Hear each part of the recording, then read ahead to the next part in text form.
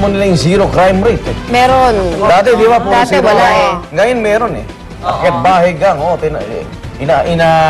tawag ito? Sinamantala. Oo. Yung pananood. Oo, nasa kapitbahay yung may-ari ng bahay, ayun na. Actually, Wala namang nagbukal ng... tanga eh. Habang nagnanakaw, tinitignan niya, uy, 1 round.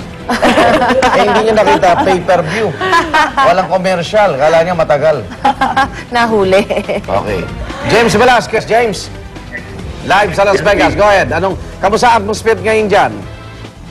Yes, Igan, katatapos nga lang nung Thanksgiving Mass ni Pambansa Kamao Manny Pacquiao dito sa Event Center sa Mandalay Bay Hotel dito sa Las Vegas, Nevada. Matapos yung unanimous decision na pagkapanalo nitong ating Pambansa Kamao, talagang ipinagpasalamat siya sa Panginoon na hindi raw siya nasaktan, maging ang kalaban na si Sugar Shane Mosley. Pinagdasal niya, Igan, na wala raw gaano nangyari sa kanya. At pinagpasalamat niya yung mga biyaya na kanyang nakuha, lalo na po yung pagkakapanalo niya at yung pagkakauwi niya ng karangalan sa bansa. Sa ngayon, Igan, na sumasakay na tayo ang GMA News sa Team Pacquiao Bus. Sasamahan natin ang ating Pambansa Kamao pabalik sa Los Angeles, California, kung saan nakatakda siya magkaroon ng isa pang concert para naman na magpasalamat sa lahat ng kanyang mga taga-suporta na talaga namang walang sawa sa pagtulong sa kanya at sa pagdarasal para sa kanyang success. At yan muna, latest mula din sa Las Vegas, Nevada. Balik sa inyo, Igan. Salamat, James Velasquez. Okay, isa pang tagumpay. Tagumpay naman naging pagdalo ni Pangulong Noynoy Aquino sa ASEAN Leaders Summit na ginanap po sa Jakarta, Indonesia. Ilan sa mga napag-usapan doon ay ang gusot sa claims ng Pilipinas at iba pang bansa sa Spratlys. Dapat kasunod nila magkaroon ng unified understanding at claim sa naturang mga isla. At nangako rin ang mga bansa na hindi mauuwi sa gulong usapin tungkol dito. Di man naiwasan maisingit ang Pacman fever sa gitna ng ASEAN Summit, bagamat abala sa kabi-kabila meeting, nakabangti si Pangulong Aquino sa resulta ng laban. At nang makarating sa kanyang balitang panalo si Pacman, nagpalabas agad siya ng pagbati at tinawag niyang bayani si Pacquiao. Kinagalak din ng Pangulo ang pagsuot ni Pacman ng dilaw na gloves, ang kulay ng kanyang kampanya. Samantala, pinagpaliban muna ni Pinoy ang pagbalik sa Pilipinas at pinayuhan kasi ng Pag-asa ang Pangulo na kanselahin muna ang biyahe dahil sa bagyong Bebeng. Ngayong umaga na nakatakdang ang pag-uwi po ni Pinoy sa Pilipinas. Ayan. Sana hindi nag-cover dun yung taga-Channel News Asia. No? Kaya hindi mo na siya umuwi. Oo. Miss Chua. Hi, Miss Chua. Baka mag-anak ko ito, ha? Ching ka eh. Chua-ching ako, no? Chua-ching ka ba? Yes! Nandun po si Lynn Chua-ching. Lynn, anong balita sa weekend? Eto na, Igan Arnold Clavio. Bobo. Samantala nitong weekend, ilang kumpanya ng langis ang nagpatupad ng rollback sa kanilang mga produktong petrolyo. Pero, may ilang transport group ang hindi nakontento sa halos 2 pisong rollback. Ayon kay George San Mateo ng Piston, maliit ang pinatupad na piso at 75 sentimo bawas presyo sa kada litro ng diesel. Susuta po ito lamang ng kanilang pagpoprotesta sa kali ng mga tsuper ng jeep.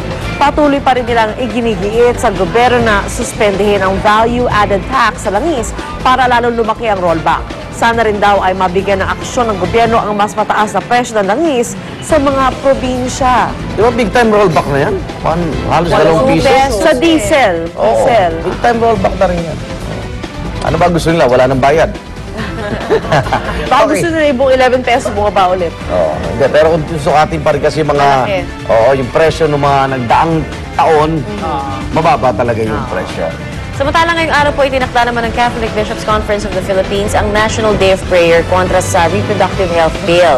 Sa inilabas na pahayag ng simbahan, tinatawagan nila ang mga Katoliko na magdasal para pigilan ang mga mangbabatas sa pagpasa sa RH Bill.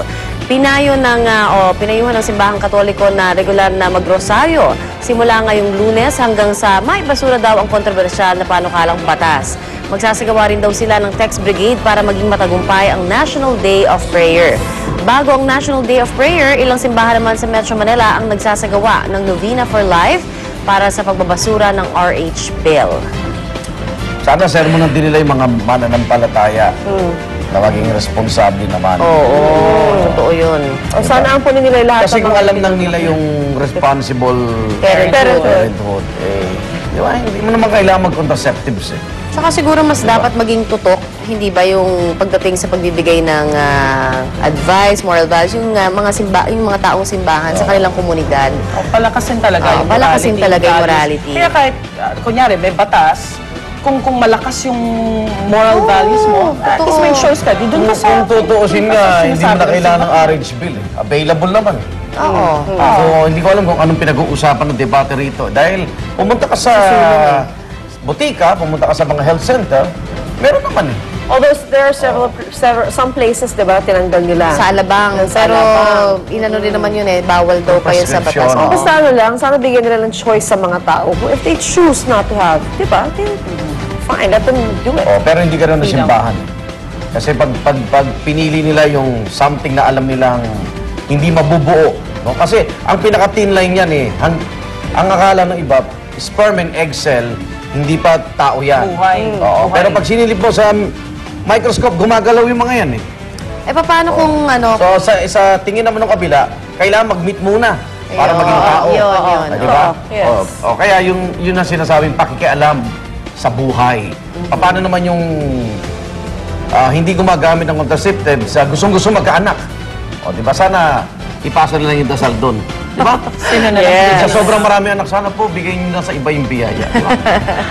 At narito naman muli ang latest weather bulletin mula sa Pag-asa kaugnay ng bagyong Bebeng. Kanina alas 4 na madaling araw namata ng sentro ng bagyong Bebeng sa layong 60 kilometers sa silangan ng Kasiguran, Aurora. May lakas ang bagyong Bebeng ng 85 kilometers per hour malapit sa gitna at may pagbugso ng 100 kilometers per hour. Inaasahang tatahakin ng bagyo ang hilaga-hilagang kanlurang direksyon sa bilis ng 15 kilometers per hour. Inaasahang bukas ng umaga ay nasa 70 kilometers sa hilaga ng Apari, Cagayan. Nakataas ang storm signal number 2 sa mga lalawigan ng Aurora, Isabela, Quirino, Nueva Vizcaya, Ifugao, Mountain Province, Kalinga at Cagayan. Signal number 1 naman sa Camarines Norte, Northern Quezon kasama ang Polillo Island, Nueva Ecija, Benguet, Ilocos Sur, Abra, Ilocos Norte, Apayao, Babuyan at Calayan Group of Islands at Batanes. At para naman sa pinakasariwang presyo ng mga bilihin, makibalita tayo kay Love Añover na nagbabantay na maaga dyan sa Mega Q Mart sa Cubao, Quezon City. Good morning, Love! Magandang umaga sa inyong lahat. Magandang umaga po sa mga medyo sinasalantalang ating bagyong Bebeng. Kung po ating mga kapuso dito sa Metro Manila, pag namalengke ngayong umaga, medyo mapapangiti po kayo at hindi kayo kakabahan dahil marami po na nagbaba ng kanilang mga presyo. Dahil po muna natin ang karne, mga kapuso. Ang baboy na dating 170 pesos ay 170 pesos pa rin.